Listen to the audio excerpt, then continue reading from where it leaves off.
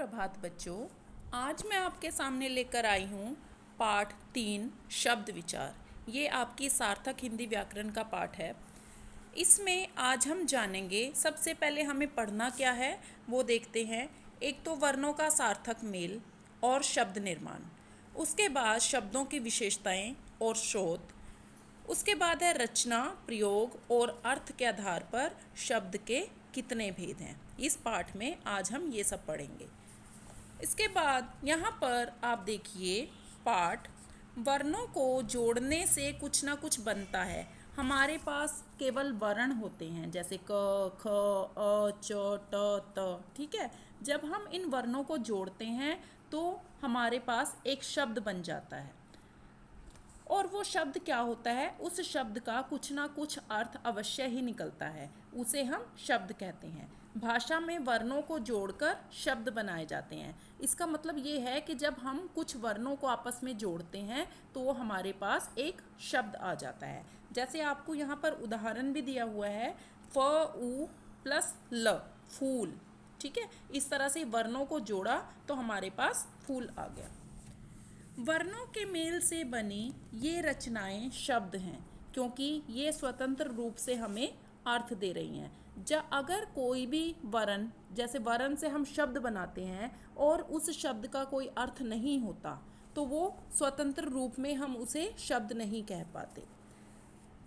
अब ये देखो, आपको कुछ उदाहरण और दिए हुए हैं, जैसे री, वा, ल, फू, ठीक है। रिवाल्फू, क्या इसको हम शब्द कह सकते हैं? बिल्कुल भी नहीं कह सकते। क्यों? क्योंकि इससे कोई भी हमें अच्छा सा अर्थ नहीं मिल रहा, ये एक निरर्थक चीज़ हो गई है, तो इसको हम शब्द नहीं कह पाते, ठीक है। ये रचनाएं भी वर्णों के मेल से ही बनी हैं, लेकिन ये स्वतंत्र रूप में अर्थ नहीं दे पा रही हैं, इसलिए हम इन्हें शब्द नहीं कह सकते। अब देखो, हम शब्द किसे कहते हैं?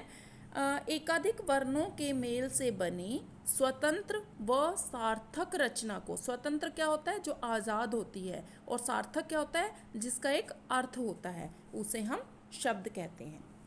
अब हम देखेंगे शब्द की विशेषताएं क्या क्या हैं। क है, शब्द एक से अधिक वर्णों के मेल से बनते हैं। शब्द में क्या होता है, एक ही वर्ण से शब्द नहीं बन पाता, एक से ज़्यादा जब वर्ण होते हैं तो उसके मेल से शब्द बनता है। दूसरा है, हर शब्द समूह को शब्द नहीं कहा जा सकता, जैसे मैंने अभी आपको ऊपर उदाहरण दिया था रिवाल्फू का।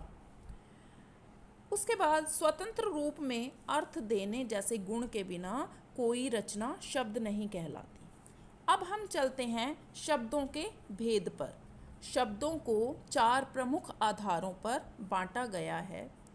सबसे पहले है उत्पत्ति, अर्थात स्रोत के आधार पर। उसके बाद दूसरा है रचना के आधार पर, फिर प्रयोग के आधार पर, और फिर है अर्थ के आधार पर। उत्पत्ति या स्रोत के आधार पर शब्द के कितने भेद हैं ये आपको मैं बता रही हूँ। 4 प्रकार होते हैं उत्पत्ति के आधार पर। सबसे पहले है तत्सम, तद्भव, देशज और विदेशज या विदेशी। तत्सम का जैसे कि आपको बोलने से ही पता चल रहा है, तत्सम 2 शब्दों से मिलकर बना तत्सम। तत् मतलब उस जैसा ही, और सम मतलब समान, उसी के समान।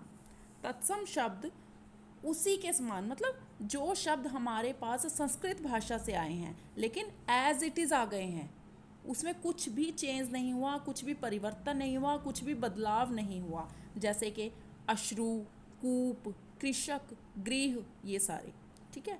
उसके बाद जो दूसरा है वो है तद्भव शब्द। तद्भव शब्द में आप ये देखो, तत् और भव शब्दों के मेल से बना है, जिसमें तत् का अर्थ उससे यानी संस्कृत से, तथा भव का अर्थ बना हुआ जो संस्कृत से बना हुआ है। इसलिए संस्कृत के वे शब्द जो थोड़ा बदले हुए रूप से मतलब वो संस्कृत से आए तो वो भी संस्कृत से हैं, लेकिन जब वो संस्कृत से हिंदी में आए हैं तो उनका थोड़ा सा रूप बदल गया है। जैसे संस्कृत में कहते हैं अग्नि, लेकिन हिंदी में हम उसे कह देते हैं आग। संस्कृत में कहते हैं अश्रु, हिंदी में कह देते हैं आंसू। इस तरह से आए तो वो भी संस्कृत से ही हैं, लेकिन उनका थोड़ा सा रूप बदल गया है। इसी तरह से पेज नंबर 26 पर देखो, आपको कुछ तत्सम और तद्भव रूप उनके दिए हुए हैं। ये आप अपने आप रीड करेंगे, क्योंकि रीड करने से आपको बहुत अच्छे से समझ आएंगे। और इनमें अगर फिर भी कोई आपको कहीं भी कोई भी दिक्कत होती है तो आप ये डिस्कस कर सकते हैं। उसके बाद जो तीसरे नंबर पर है देशज शब्द। देशज क्या होते हैं? जो देसी भाषा से आए हुए हैं। देसी भाषा हमारी कौन सी है? जो हम घर में बोलते हैं, ठीक है। उसके बाद है विदेशज शब्द। विदेशज शब्द मतलब जो विदेशी भाषाओं से हिंदी में आए हुए हैं, जैसे तोहफा, इज्जत, जज्बात, ये सारे। ज से बने अरबी फारसी शब्द, सज़ा, अर्जी, ये सारे, ठीक है। उसके बाद आज मैंने आपको यहाँ तक समझा दिया। उसके बाद मैं कल आपको समझाऊंगी रचना के आधार पर शब्द के भी, ठीक है। इतना आप ये पाठ एक बार पढ़ेंगे, कुछ भी दिक्कत होती है तो पूछेंगे। उसके बाद कल हम आगे ये पाठ पढ़ेंगे। आपका दिन शुभ हो। धन्यवाद।